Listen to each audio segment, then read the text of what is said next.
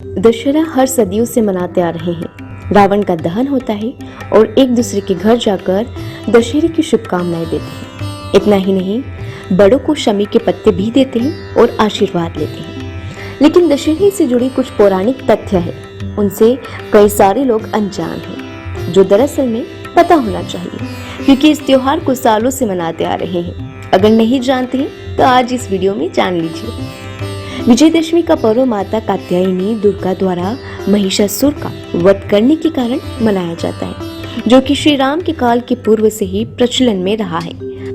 इस दिन अस्त्र शस्त्र और वाहन की पूजा की जाती है। श्री राम ने रावण का वध करने के पूर्व नीलकंठ को देखा था। नीलकंठ को शिव जी का रूप माना जाता है, अतः दशहरे के दिन इसे देखना बहुत ही शुभ होता है। माना जाता है कि दशहरे के दिन कुबेर ने राजा रघु को स्वर्ण मुद्रा देते हुए शमी के पत्तों को सोना बना दिया था। तभी से शमी को सोना देने वाला पेड़ माना जाता है। इसलिए इस दिन शमी के वृक्ष की पूजा की जाती है और उसकी पत्ती को एक दूसरे को देकर दशहरा मनाते हैं। दशहरे पर महत्वपूर्ण काल में मीठे दही के साथ शमी का लकड़ी का अपराजित मंत्रों से पूजन करके उस सिद्ध काष्ठ की ओर घर में रखने से घर के सदस्यों पर देवी देवताओं की कृपा बनी रहती है।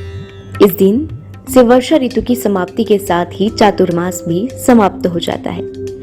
वर्षा ऋतु में बोई गई धान की पहली फसल जब किसान घर में लाते हैं, तब यह उत्सव मनाते थे। इस काल से सेहत बनाने का समय प्रारंभ होता है। आश्विनी से सिते पक्षी दशमयाम तार्कुदयी सकालो विजयो ज्ञेयः सर्वकाय सिद्धेय, अर्थात क्वार माह में शुक्ल पक्ष की दशमी को तारों के उदय काल में मृत्यु पर भी विजय फल दिलाने वाला काल माना जाता है।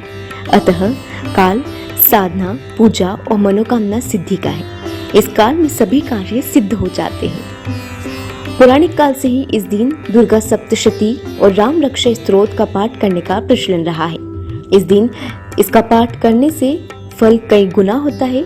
यह पाठ जीवन के संकट मिटाकर सुख और शांति प्रदान करता है। दशहरा तिथि विजय मुहूर्त वाली होती है, इसलिए इस तिथि को अभुज मुहूर्त भी कहा जाता है। दरअसल लंकापति रावण का वध कर भगवान राम ने दशहरे के दिन ही बुराई पर विजय हासिल की थी, इसलिए विजयदशमी के दिन को अभुज मुहूर्त माना गया है। इस बार नवमी और दशहरा एक ही दिन मनाए जा रहे हैं।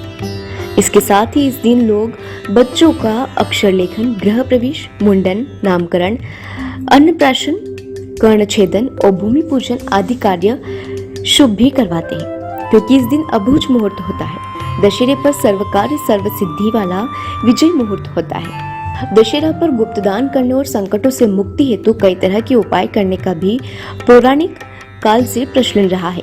मंदिर में झाड़ू रखने से धन और समृद्धि बढ़ती है। दशहरे पर दुर्भाग्य पर विजय पाने के विशेष उपाय: देवी पूजन कर उन पर 10 फल चढ़ाकर गरीबों में बांटें। सामग्री चढ़ाते समय ओम विजयाय नमः का जाप करें। ये उपाय मध्याह्न शुभ मुहूर्त में करें। निश्चित ही हर क्षेत्र में विजय मिलेगी। ऐसा माना जाता है कि श्री राम ने भी रावण को परास्त करने के बाद मध्यकाल में पूजन किया था।